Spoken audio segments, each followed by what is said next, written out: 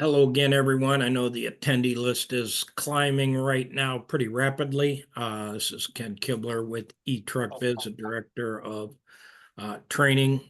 So please, let's sit tight for another couple minutes or so as the attendee list grows, as we've got some pretty good topics for you today. I hope you find them interesting and insightful. So please sit tight for just a couple more minutes here.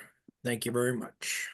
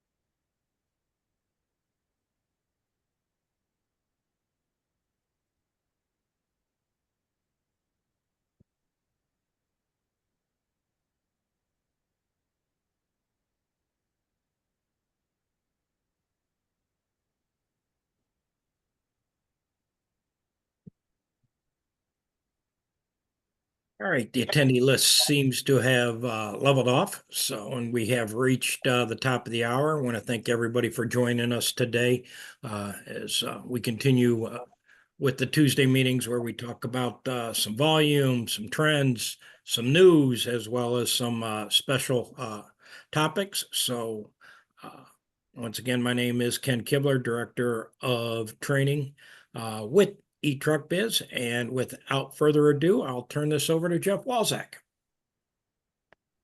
Okay, thank you, sir. Well, welcome to everybody, and thanks for spending a little time with us today. As always, we had to make sure that you know that eTruckBiz is not endorsed, sponsored, approved, or otherwise affiliated with FedEx Corporation. Okay, last week's volume. Pickup stops looking good, up a little bit. Packages not so good, down a little bit. And stops per dispatch, pickup stops per dispatch. I'm afraid that might be a sign of something bad to come for productivity. On the delivery side of things, got stops up there, packages up there. That's all looking good. That was good, actually. That's good. The volume's hanging in there. It's trending the right way. That's good. Now, from a productivity standpoint, or can we demonstrate proficiency to our friends at FedEx? We haven't looked good in a while. So let's look at this a little different. Look at those stops. Ken, look at those stops up there. That's good. Stops are in a good shape. But the dispatches went up, which means our stops per dispatch went down. Jeff, can I add something there? Please. Yeah. Remember the eTruckBiz system, we have a capacity tool. And this might be the time to really break that out. Rather than just adding routes, why don't you use the capacity tool to see what you can absorb without letting your BCs add routes. So take advantage of that tool. If you need some help navigating it, please don't hesitate to reach out to myself, Becca, or Mason, and we can walk you through that tool. But just because volume goes up doesn't mean that we need more trucks on the road. So thanks, Jeff. Just remember dispatches. Ken's talking about adding dispatches. When you add dispatches, you add cost, right? So anyways, we don't want to see stops per dispatch drop your load trend line. That's going to be a bad thing. So the question we ask every week now is, how many stops per dispatch do you have out there today? Do you know? Do you know your easy number? If not, what's it costing you? Right? You want to know your easy number? Well, here's a screenshot of the new front page of the boss. And guess what's there? There's your easy number right there. So your easy number, hopefully an easy way to talk about the easy number is if you look at that tile, it says today's average stops per dispatch. So in this case, this operation is averaging 102.86 stops per dispatch. The easy number, and we'll have an entire presentation on this, not only here, but probably in Orlando. Your easy number is if you can hit that number, 113.59 in this case. If you can hit that number, then from a budget and financial standpoint, your operation should be solvent, or you should be able to make money at that number. So that number is now on the front page, smack dab, first thing you see when you get in there. Okay.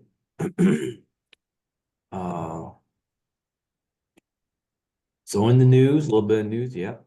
Remember, we're going to see most of you hopefully in Orlando first week of October.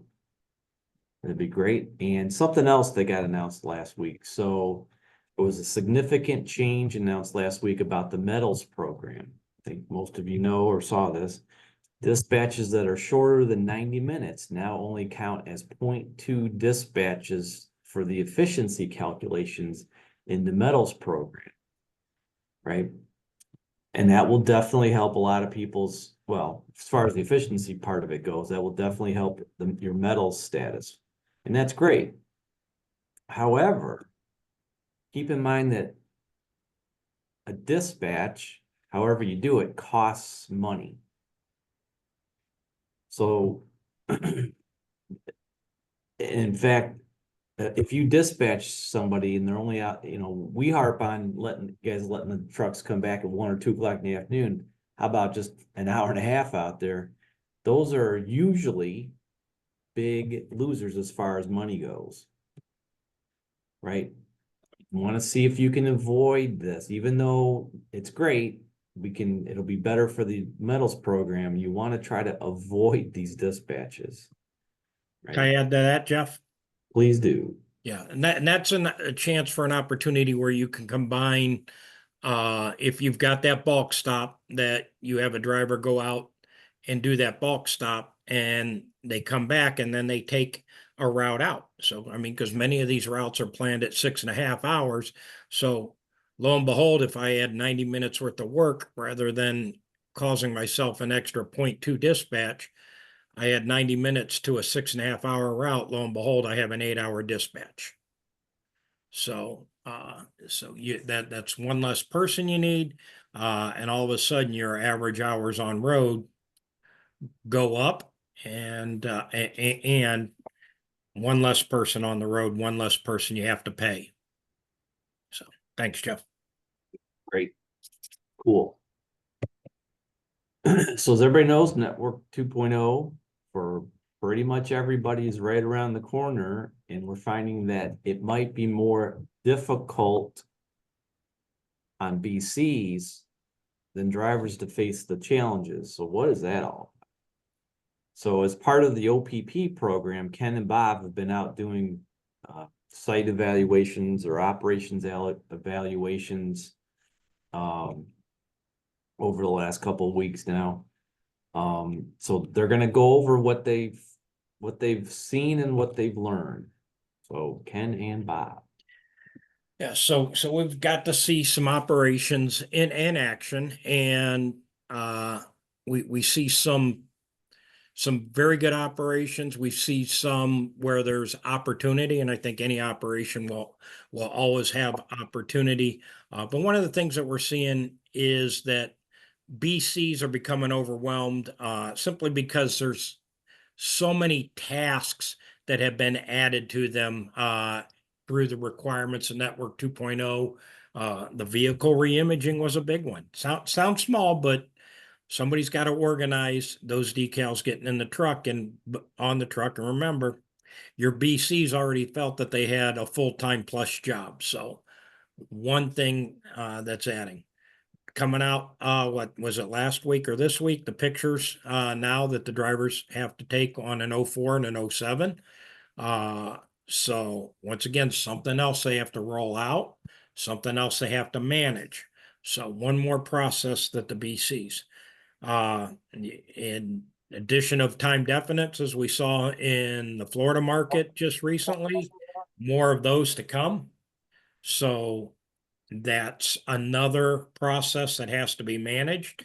Both, the night before with DRO, at the time of dispatch, and then all morning long until those 10:30s and those noons are delivered.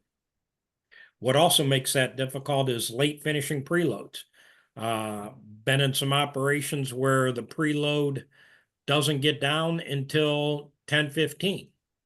And this is something that definitely needs talk with management. Yeah, they can use the excuse we have late trailers and your contract says we can dispatch you up to 10:30. But one thing about that is through the negotiations, they have a planned dispatch time for you.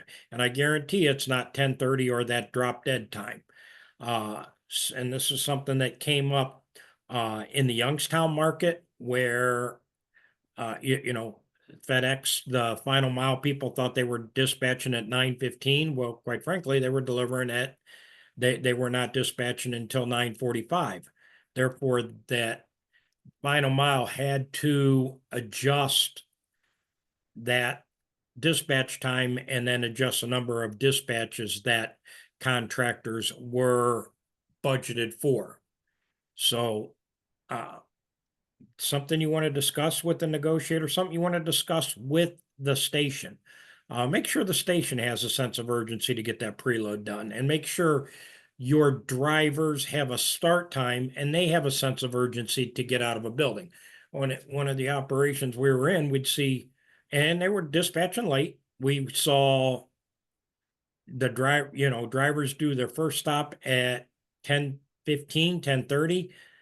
Then we would have part of the crew not making their first delivery till afternoon.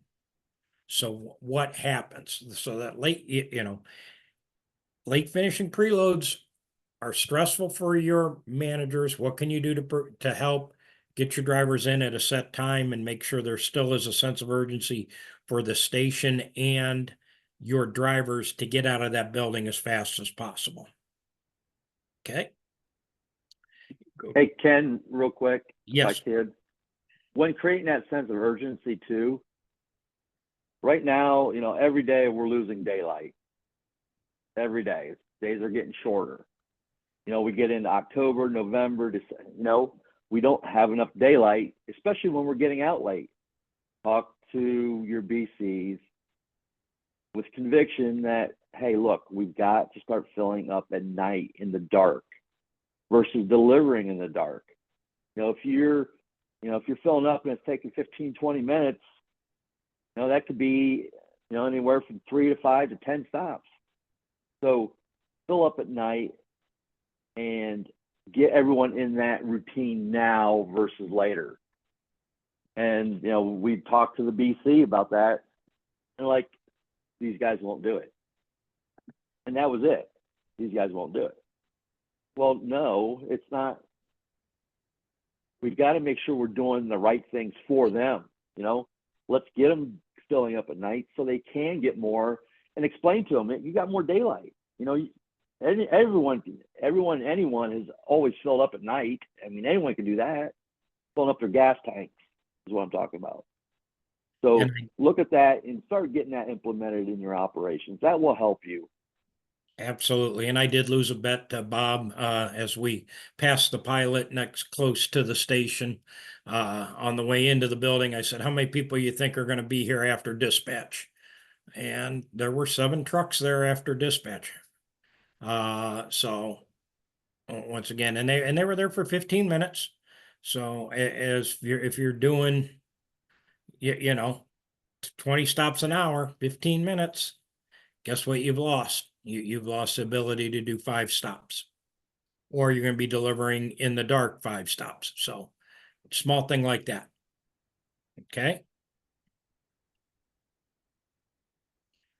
So, you know, as some of the other things that we've seen, you know, the BCs have become frustrated with all these additional tasks that FedEx is asking for. There's no doubt.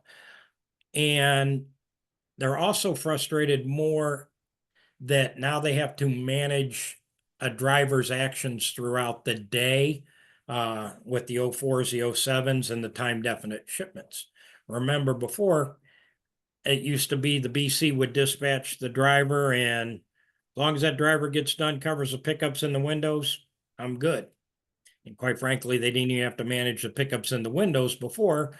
A driver could go to that pickup window and then scan, made sure they picked up. Didn't matter when they picked up as long as they scanned it within the window. But what did FedEx do? They added a proximity report, so now they have to manage that. So once again, an additional task, and they get frustrated having to manage those things throughout the day now. BC's fear turnover. And the fear of turnover comes from a lack of recruiting at all times and a lack of having people backed up. It comes from fear of turnover when you have your employees scheduled for 6 days a week. Where if you run a 6 or 7 day operation, you want to have more employees, and you'd like to schedule them at 5 days. So, granted, some want to work 6, but what happens is they've learned how to live on 5 days worth of pay. When they get scheduled for 6, your call ups increase because they already know how to live off of the money they'll make in 5 days. So, but BCs are fearing turnover. As I said, result from poor recruiting. And they think it's harder to replace a driver than it is just to live with the driver's poor performance. So what are they doing?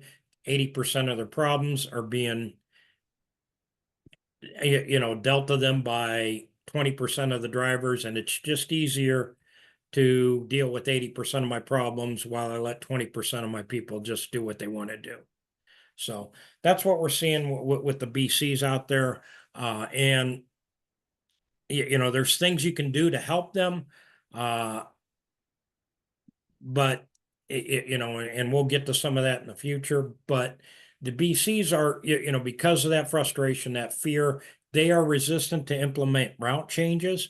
They're resistant to add hours or work to, you know, to employees. They're resistant to having that employee take a truck out that's going to take 90 minutes, and then they can come back and start their route because they think that, well, that driver finished that truck, they're done for the day. But not all trucks have a full day's worth of work, but just the mentality that, well, I finished, I'm done with that truck, so I'm done for the day. You know, we always talk about pay by the hour. It was bad enough that, you know, and we understand some people pay by the day, but now are you paying by the truck? Hopefully not. Okay. So you're paying for a day, get a full day's worth of work. They're also resistant to implement these changes and these culture changes that have to happen because there's no definite timetable when 2.0 network 2.0 is coming to their operation. So why do I have to worry about that now? Why do I have to worry about that now? Well, as we've said for the last 2 years, start changing the culture now. So when that comes, and you know, FedEx has been pretty good about giving some lead time, but boy, it could change on a dime. They might say, hey, we need you to have to pick this stuff up tomorrow. They could have express drivers walk out of a building all in one day. Guess where those packages are going to come? They're going to come into your operation. So if you have that culture change, you know, set up now, perfect. But your BCs, I can tell you, you're going to get some resistance because it's not my problem right now. But what are you trying to do? You're trying to make your operation better. So when Network 2.0 shows up on your doorstep, you're ready for it. Bob, anything Hey, else you Ken. need? Yeah. Yeah, also, you know, with that, and the BCs resistant or just scared to make the changes. We're out in Amarillo. We're going through and we're talking with the BCs about the e-route and all the new functions it's got as far as taking pictures, making it easier for, for a business route, because you can take snapshots of, which door you need to go to, or if there's a a mean dog somewhere out on the route. So that way you let the next person know. But you got BC saying no, they can't do this. They don't want to change. They don't want to change.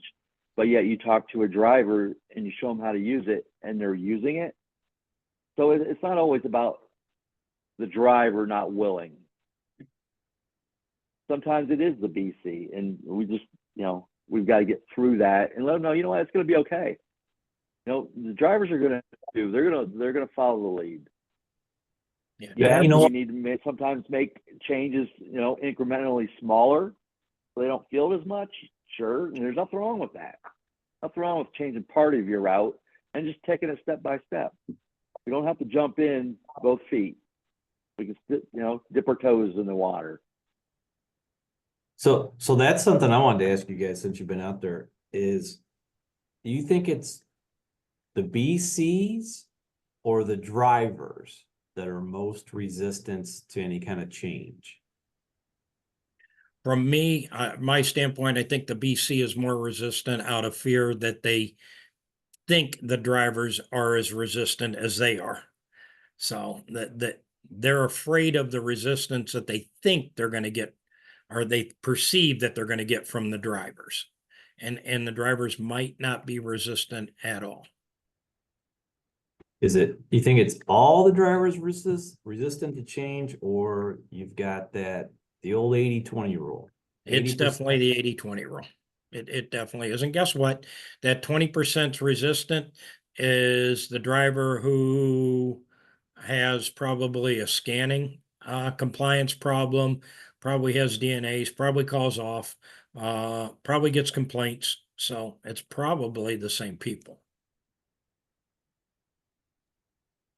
Okay, so very cool. Very cool.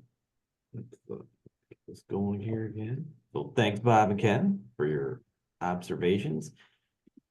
Keep in mind that the point of what Bob and Ken are doing through our special business services programs is to help you make the most of what you have, right?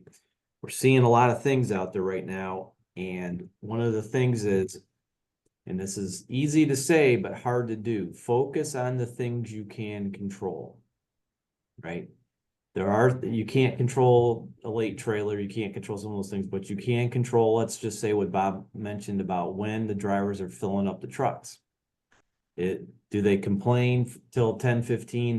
We're gonna get out of here at 10:15, can't do it, and then they go to the gas station and hang out for a half hour, right? Or are they filling up on the way back in at night like they're supposed to? There's something you can control. So things get easier when you do focus on the things you can control. Just a little hint there. And then, of course, there are ways to overcome frustrations with some of the folks here. There is an innovative method we will show you if you make an appointment with Becca for one of our Making Money as a FedEx CSP presentations. Those presentations will start with a budget methodology that is not widely known by most in the FedEx sphere or space. And then show you how CSPs are able to focus on revenue producing activities instead of non-revenue producing activities. Control what you can control, right? And then of course we have the new programs, the ASM program, the Optimized Performance Program, which is Bob and Ken will help you out. And then the Financial Success Program. Now, if folks don't have to take my word for it,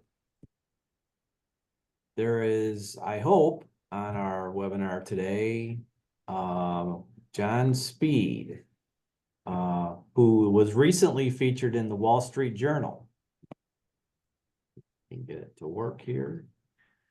Here's his article he was in. Mr. Speed, if you can hear me and if you can open up your microphone, would you like to say anything about controlling what you can control and your financial results? Good morning or good afternoon. Can you hear me, Jeff? Can, Yep, yes, we can sir. hear you, Yes, John. sir. Perfect, perfect. Controlling results. Controlling results it's like, it would be like, knowing that I needed to get 112 stops on each truck each day be to be solvent as a company.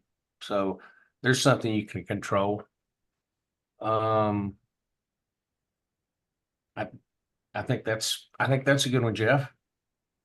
That's fine. I'm just, we wish we could share with everybody your financial results, and you don't need to do that. But we can tell you that so we see folks struggle all the time, right? And believe it or not, there are folks that do very well. Mr. Speed is one of them, and I believe it's because he knows how to get him and his team to focus on what we'll call revenue producing activities instead of things that, yeah, you got to do, but you let somebody else do that stuff. As Ken said earlier, and Bob, as they both said earlier, BC's jobs are becoming more and more complicated, more and more convoluted. And it's going to get, I hate to say this, it's going to get worse, especially as the time definites roll in there. The key is going to be focusing on the things that produce revenue or that increase your margins, not necessarily all the busy work that has to fill somebody's day and everything. That's really the kind of the theme of today's webinar, is focus on what you can control and focus on things that actually make money. So anyway. Yes. So Jeff, Yeah. I'm sure with the folks that, we're gonna use y'all's new service, the EBT ETB service. And it's a new one, and that's the one that helps the BC become more efficient, right? Yep. And helps train a BC for at least a year for them to become a better business contact and be able to do a thorough job of managing AO's business. And probably, I've started opening up. I'll stand up in Humboldt in a week, a couple weeks actually. And when we do that, we'll probably go ahead and utilize the other services for the vetter and stuff. It's a remote location. I've got most of these things set up here in my Little Rock office to do that kind of monitoring. I have a bigger infrastructure here in the office and a shop, but it makes sense to me to go ahead and do it in this new location, because that will the added volume and the added business that we're adding to our business is it's been overwhelming to my people here in Little Rock, and I was kind of really searching for a way to alleviate, which would have been just spending money on another head or another person. Solution for that is gonna help me not have to add another person, and actually will do that cheaper than I could do it internally by adding another head. But we were getting overwhelmed with task and things here at JF Speed. Like my business last year did $2.5 million in revenue, and this year to date it's done 2.8 million. So we've grown exponentially, and we were feeling the stress. So this will be some great stress relief for us as a company. What would you say because I don't know about anybody else, but I get people all the time telling me you can't make money doing this. What would you say to somebody that said that? FedEx is what you make of it. There's plenty of work to do, and if you are vigilant and you operate efficiently, you can make very good money.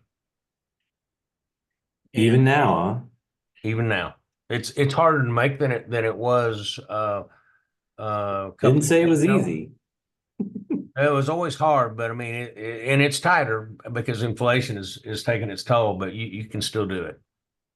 and you guide, whether you're besides service, you know that your business is successful each day by kind of one number, don't you? And it's not 99.0% service, is it? No, it's revenue per dispatch. Yep. And how do you get to your revenue per dispatch? What do you got to do? I get it off the boss on the But Ops no. Matrix, which I actually helped What design. creates that? What creates the revenue per dispatch? Stops per dispatch. Thank you. There you go. I was trying to get you to that gold star. You got me over the hurdle there, Ken. There you go. But I think my revenue per dispatch last week was $648 on my Russellville routes Woo. per day. And what's your average on road hours for those drivers? 8. Thank you.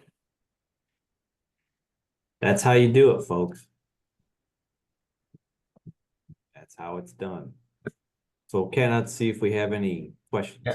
I mean, you think about it, guys. The revenue that I'm creating for those dispatches adds up to be $197,000 per year per route. Yeah, and that's crazy. $197,000 if you can generate that with a truck. That is a P&D vehicle.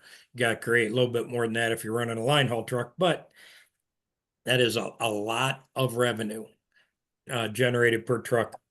As you know, I've seen, for the most part, FedEx will target a lot less than that, but they're going to give you the opportunity to make it if you keep your drivers on the road long enough and they are efficient while they are on the road. So at this point, we don't have any questions, nothing in the chat or nothing in the Q&A. Would please, if you have any questions, let us know. But just want to emphasize, BCs are frustrated out there just because of all the additional tasks. What can you take off of their plate?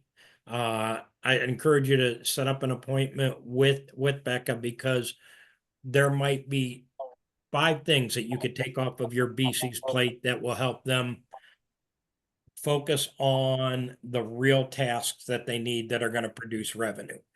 We talked last week about following a driver and what we saw. Wouldn't it be neat if your BC could go out and do that? Because it's going to open their eyes as well. Because I'm not so sure the BC believed me of what we saw, and then we kind of showed the video, and video doesn't lie. So what can you do? Like I said, encourage you, talk to Becca. What can I pull off my BC? And then how can I get guidance from my new BC, as John's going to do in Humboldt? Not real easy. How far a drive is it from Little Rock to Humboldt, John? 3.5 hours. Okay. Can't just get there in the morning. Can't wake up at 4 a.m. and say, I'm going to go over there. You I can't. I usually do. I leave at 3 to get there at dispatch. You sleep real well the night before, I'm sure, right? Yeah. So what you want to do, we've got the OPP program that's going to help you train that BC that's remote, that you can trust that BC. And then, of course, our software is there to give you the visibility to see if that BC is making good decisions. I can tell you, one of the operations that we recently went to visit, I saw, through our software yesterday that we had 3 trucks dispatched with less than 15 stops. You say, well, they're bulk trucks. Okay, well, can one person deliver all 3 trucks? Well, they get paid by the truck. No, they get paid by the day. So you want to just look at the opportunities, talk with Becca, get an appointment scheduled. see what you can take off your BC, and then sit down with your BC and what support do they need? Do they think they need? Because a lot of them, they're very driven to be successful, and sometimes they think being successful is delivering 99.0. We deliver 99.0 every day. I'm successful. I don't need to do anything more. But nobody on this call has a .org email address.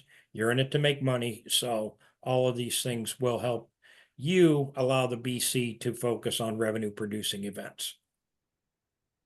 So we have no questions today, Jeff. Okay, Well, John, thank you for your participation. Greatly appreciated hearing it from somebody who's gone from one CSA to 3, and with a heck of a lot of contingency work all over the place. And that has been able to use our software and our services to help them be successful. So we will be back here again next Tuesday with some more news, some more observations of what we see through our travels. And so please have a safe and profitable week. Thank you very much.